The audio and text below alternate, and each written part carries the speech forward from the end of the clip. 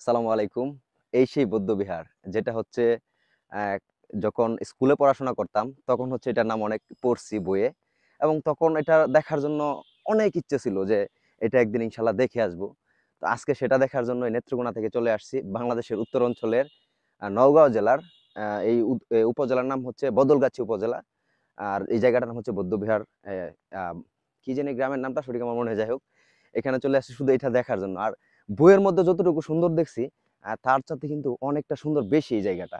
তো আপনারা যারা আসবেন, যদি না আসেন তাহলে বুঝতে পারবেন। আর এইখানে হচ্ছে কি আরেকটা বিষয়, এটা কাছে আগে হচ্ছে কি উঠতে দিত, এখন হচ্ছে উঠতে দেয় না। আর আমি যদিও কাছে যাইতে পারতেছি না, এখানে একটু পানি আছে, ওই সাইড দিয়ে ঘুরে তারপর হচ্ছে কাছে যেতে হবে।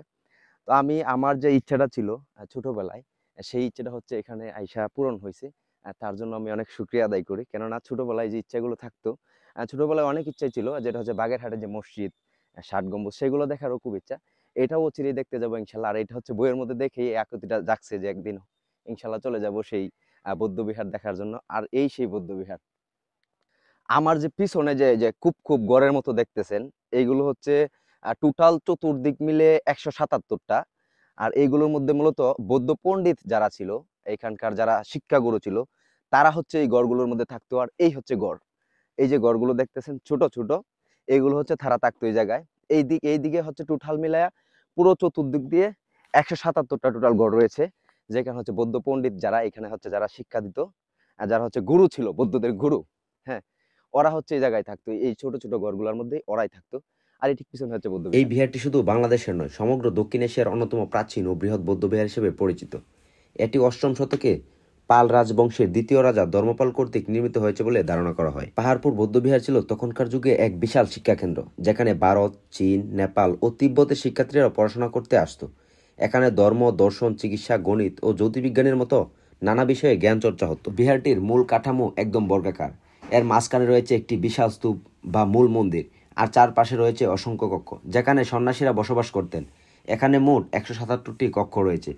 এখানে চিহ্নিত করা গেছে যে যা এক সময় পূর্ণ ছিল জীবন্ত শিক্ষায় ও প্রার্থনায়। পাহাড়পুরে স্থাপত্যে গুপ্ত, পাল ও গৌড় যুগের শিল্পীরীতি একত্রে মিশে গেছে। এখন আমি পাহাড়পুর বৌদ্ধবিহারের জাদুঘরের ঠিক সামনেই রয়েছি।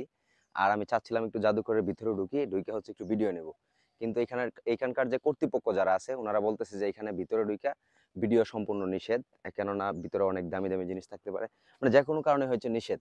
এই স্থাপনাটি দেয়াল জুড়ে পাওয়া গেছে সূক্ষ্ম নকশা করা টেরাকোটা ফলক, যেগুলোই দেখা যায় মানুষের জীবন, প্রাণী, নাচ, গান এবং ধর্মীয় প্রতীকের দৃশ্য।